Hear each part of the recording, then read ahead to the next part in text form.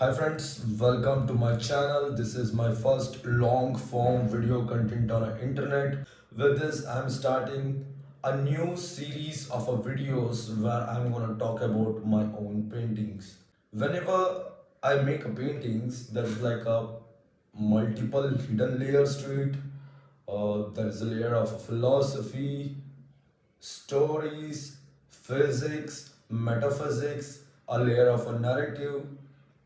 It's like lot of things goes behind making and painting.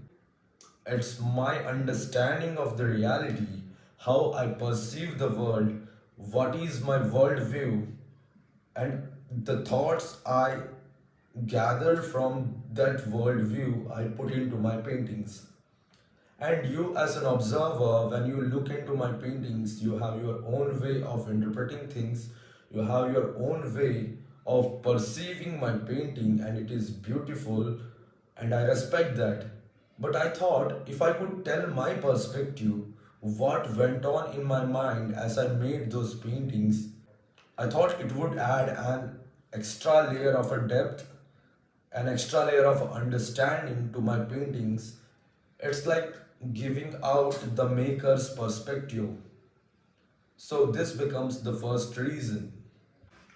Also, most of my upcoming paintings are going to be based around my travels. I have been traveling a lot. I have been traveling to these places of historical importance, cultural importance, famous temples, temples that are thousands and thousands of years old, some with this beautiful intricate carvings, some with this science stuff happening around them, uh, megalithic structures, some with large scale huge carvings, and also I am visiting these nature places, some beautiful landscapes and some beautiful treks, uh, and many more things. As I go through these journeys, I have been thinking of putting those special experiences I have, those real life incidents, also some of these structures and the carvings that influenced me,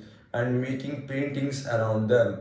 And I thought it would be a fun thing for me, an amazing thing for me to share these experiences with you guys, so that you understand not just the places but also how they are influencing my artworks. And talking about fun, I like doing these things. I like articulating thoughts. I like bringing thoughts together. Like we spoke, like these different streams of thought, these different ideas from science, philosophy, religion, tantra, history, etc. All these different strings of thoughts come together and are woven into one single thread, that thread being my painting. Sometimes this bringing together of the ideas is so magical, it feels otherworldly. It may be coincidental, but it feels like something outside of me. It's like universe is guiding me to bring these ideas together and put it into one single artwork. So the effort is to create this shared space where not just me, not just my artwork, but also you guys, you as an observer are able to understand this process of thoughts coming together. So these are the reasons for me to put this content in a video format and present it to you. And I think, yeah, that's it. And I think it's a time for us to move on to our first painting. Okay, so the first painting we are going to talk about is this painting. This form of a Ganesha is known as Nritya Ganesha, the dancing Ganesha. This is one among the 32 forms of a Ganesha, 32 main forms of a Ganesha, and to tell exactly, this is the 15th form of Ganesha. And the major influence for me to make this painting is one of the sculptures I saw in Halebidu. Recently, I went to Halebidu, and my experience there was witnessing this beautifully carved, rich in detail, intricate in detail, like the excellent work of this craftsmanship, It felt very dreamy, and when I was there, I made some sketches of the sculptures, and one among them was this sculpture of the dancing Ganesha.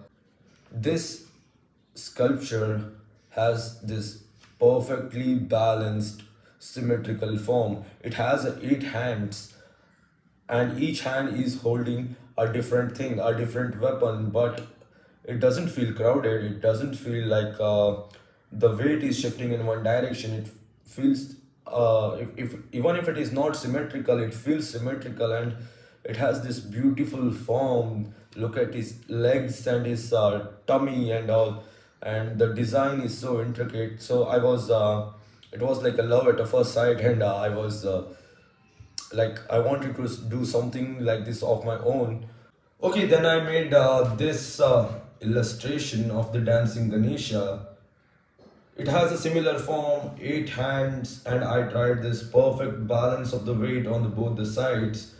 And I was pretty much happy about this illustration, but I wanted to make a proper big painting out of this iconography of a dancing Ganesha. So I searched for other forms of a dancing Ganesha in and around India, and then what I found was this sculpture. Maybe it is from Odisha, where this Ganesha is holding a snake, forming this semicircle around his head.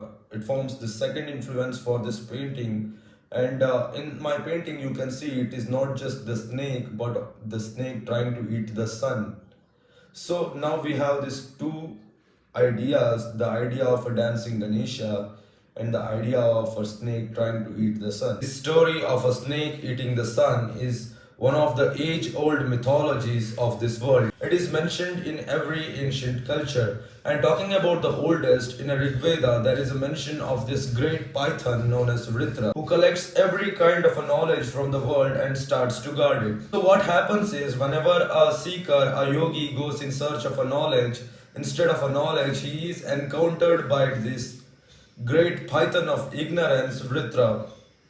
Then the god of the gods, Indra, the king of the gods, Indra goes and fights this python, the python of ignorance, Vritra. He defeats him, he kills him, releasing the knowledge and the light into the world, thus making it available for everybody. Similar is the story of a Thor and a Midgard serpent. They both fight and kill each other in the battle at Ragnarok. But what is the result of the battle is the beginning of the new age of light. And in the Egyptian stories, there is a mention of a great python of ignorance known as Aphosis, who is in constant battle with the sun god Ra, who represents the light of the truth. And if we go into Hindu Puranas, there is a mention of a Rahu, half serpent, half demon being. And what he does is he causes eclipse. He eats up the sun to cause a solar eclipse. Here, a eclipse is a symbol for veiling of the truth by ignorance. And in Indian astrology, Rahu represents the beginning of the bad times. Okay, so in this painting here we have Ganesha, who is worshipped at the beginning of the good times.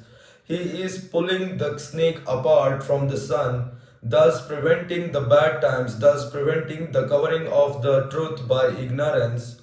He is not just doing that, but also he is dancing in the joy. The dance of the Ganesha is an imitation of the dance of a Shiva. Shiva dances to the rhythm of the universe. He is the rhythm of the universe. He creates this transcending reality with his dance, in which everything is changing every second. Yet there is something which is untouched by the change, that is consciousness and Shiva himself. And this imitation dance of Ganesha represents the total understanding of this truth, where he has understood this truth without any ignorance and he is dancing to the joy of it. Yeah, that was all about this painting of Nritya Ganesha.